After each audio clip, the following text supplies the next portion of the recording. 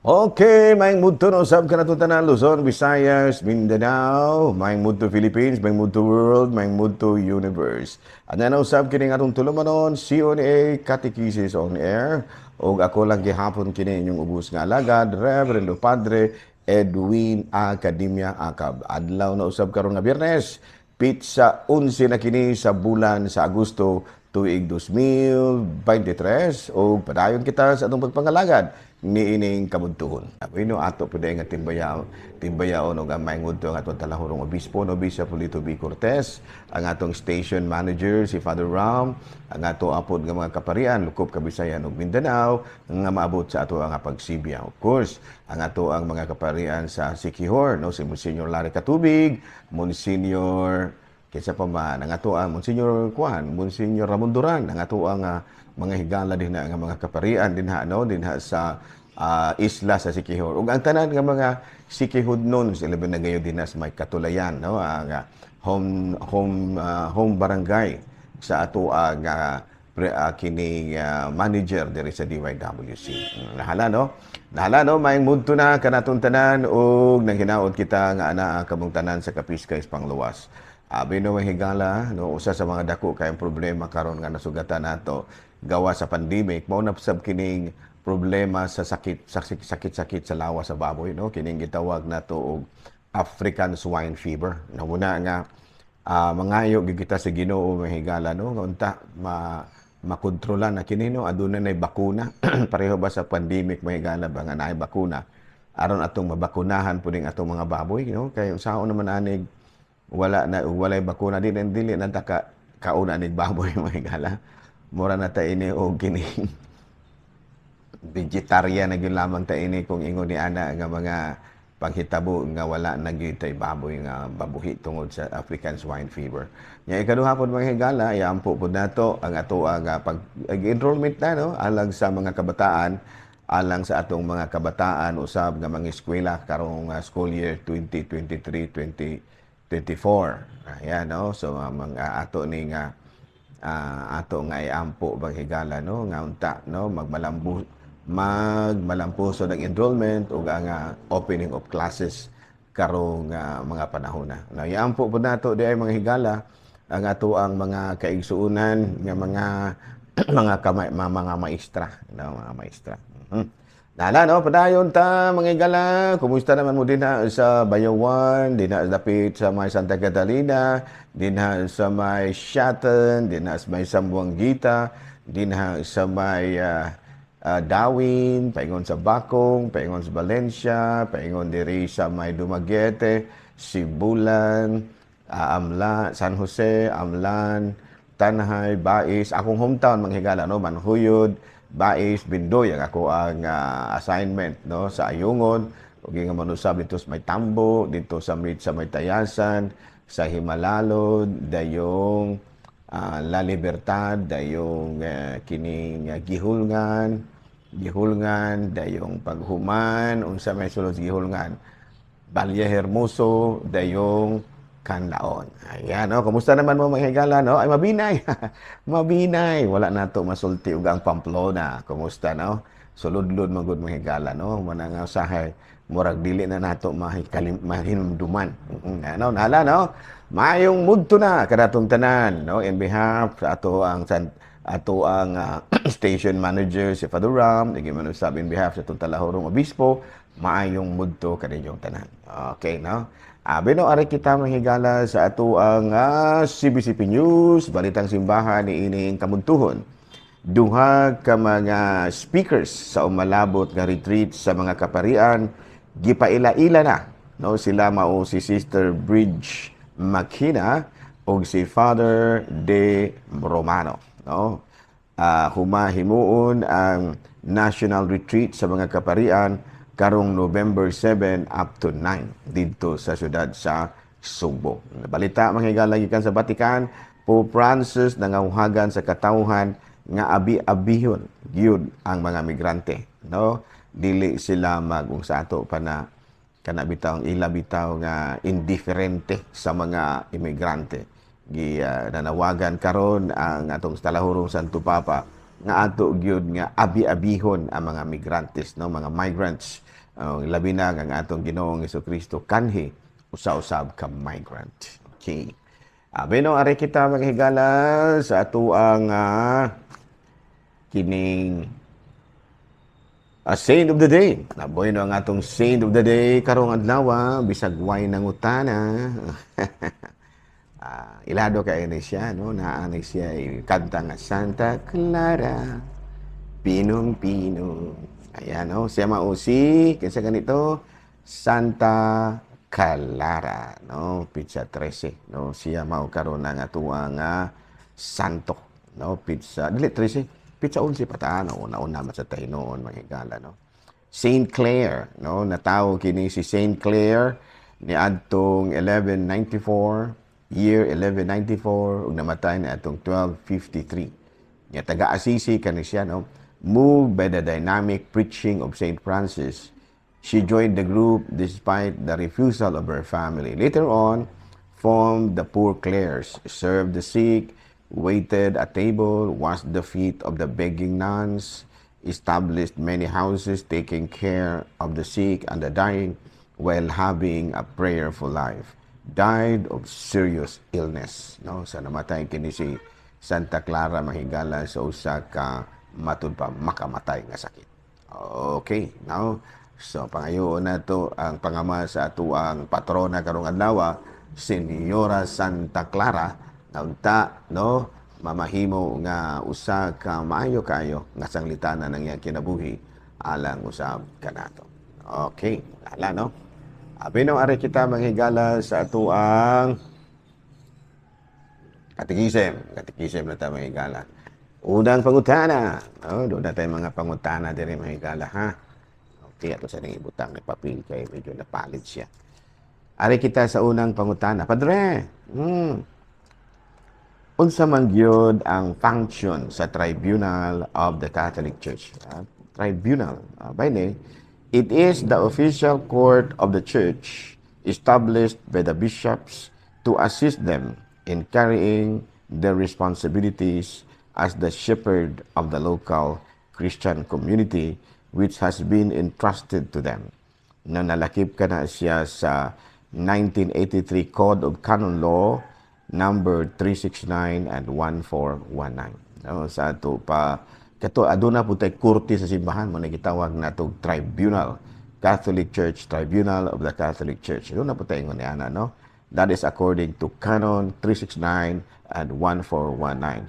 Sa Canon 1752, the salvation of souls which must always be the supreme law of the church. Ato pa, doon na kita korte, ha? Doon na po tayo korte ginagmay sa ato ang simbahan. Gitawag ka na o kanang Catholic Tribunal.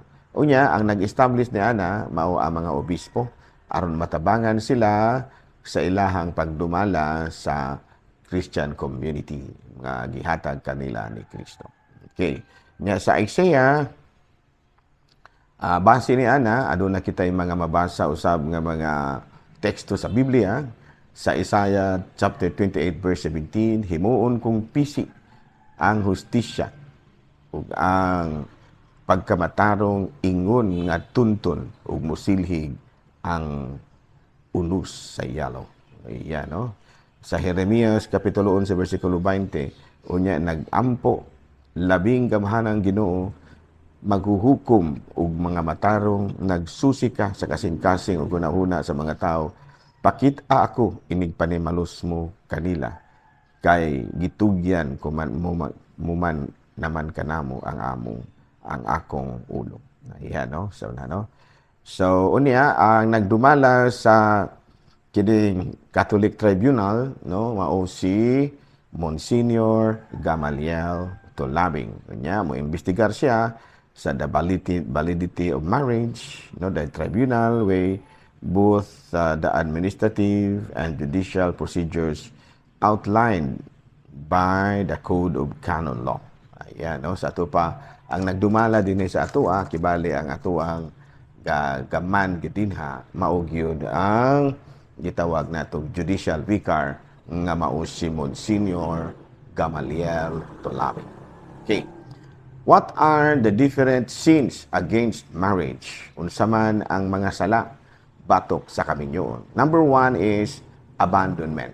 No, kana bitaw ikaw usa ka kaamahan unya imuhang iabandona ang imong mga anak. Usa ka na kadakong sala. Because a child is God's gift to the parents. To abandon a child is to regret God's gift. To reject, not regret, is to reject God's grace. Children who love parents, they have been known to end to themselves in the eyes of the children, they have been rejected, deprived of the love that they are entitled to receive as a child. Their tears cry out to heaven. So kini bitong bata nga pinasagda, no? Ang kuan ana, ang haang gitawag nato og ang hilak ni ana abot yun sa langit. No?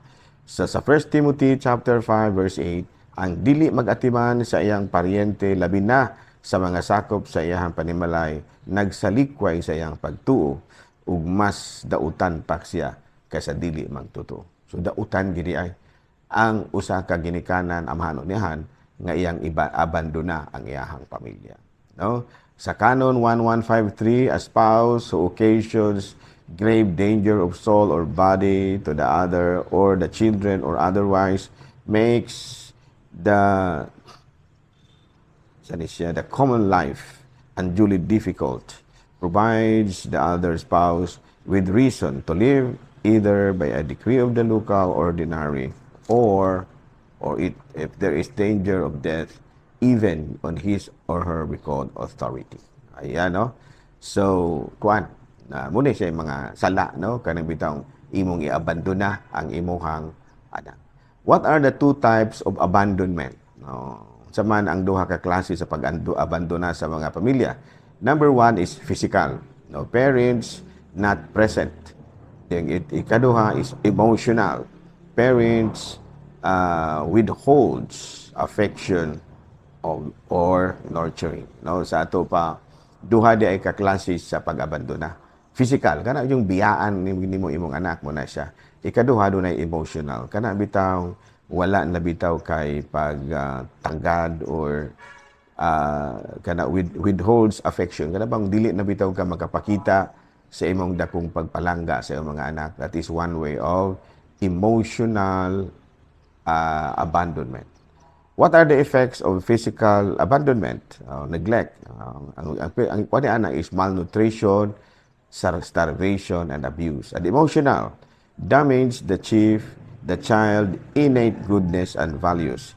If it will not be healed, it will become a driving force when they are adults. No, sa ato pa kini bitong emotional, kana bitong imong bata nga wala na nimo matagdi, sagdahan na nimo, muna siya delikado po, usa po na sa mga delikado kayo nga naman tungod kay ang ilahang innate goodness dili mapukaw ug ikadako nila dautan gyud ang ilahang binuhatan.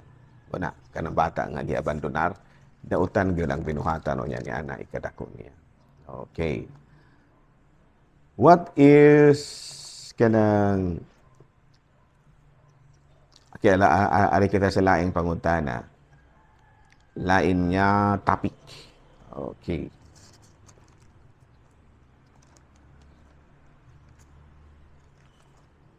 Amino day ato day nga timbayaon usab ug mayong mudto ang ato ang mga kaigsunan nga mga kamadrihan, no?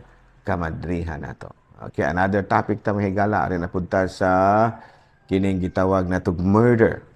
When is murder acceptable? No? Kanus aman mahitabo nga kung makapatay ka, wala ka makasala. No? Sa CCC number 2058, human life is sacred because from its beginning, it involves the creative action of God, and it remains forever in a special relationship with the Creator, who is the sole end. God alone is the Lord of life from the beginning until the end, and no one can under any circumstance claim for himself the right directly to destroy an innocent human being.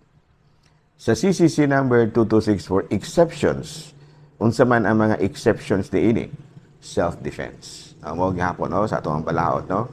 Self-defense. But if a man in self-defense uses more than necessary violence, it will be unlawful. If he repels force with moderation, his defense will be lawful. Sa ato pa, kini po daing self-defense, dili po niingon nga kay self-defense, magpagusto na po lamang ka, no? Kung pananglitan, self-defense, no? Pananglitan, doon na, baroy, pulis ka pananglitan, o niya, doon ay buang nga nagpaingon nimo, nagdalag sundang. Ang self-defense ana is, imo rang i-disable ang tao. I-disable ra ba? Igon baro nimo sa kining kuan, paa, ingon niya na, aron ma-disable siya og dili na mabutang sa kalisod ang imong kinabuhi. Pero imo yung rakrakan na pulis ka pananlitan, rakraka na gid mo sa imong armalite, kapatyo na gid mo, it is unlawful. No, klaro ba mga pulis, no? Naamon siguro na sa criminology nga ang first jud nga ang rason sa imong kuan is not only nga imo bitaw nga patyon jud siya, to disable na gina siya. It is only to disable a person karon madili na siya makahimo pag himo og dautan. No? Sa CCC number 2265, legitimate defense can be not only a right but a grave duty for one who is responsible for the lives of others. The defense of the coming good requires that an unjust aggressor be rendered unable to cause harm. For this reason, those who legitimately hold authority also have the right to use arms to repel aggression against the civil community entrusted to their responsibilities. No, sa ato pa, disable lang yun. Pero kung mamatay yun, wala na siya, resulta na. Pero ang imo yung first yun nga himuhat is, gitawag na to disable lang, self-defense. Okay, klaro? Bino, ano na lang una kita kutog, no? Ako lang gihapon ha, kini inyong ubos nga alagad, Reverendo Padre Edwin Academia Acab, manamilit na usab kaninyo, manalangin ka nato ang Dios nga makagahom sa tanan, Amahan, Anak, Espiritu Santo. Amen. Good noon, Pilipinas!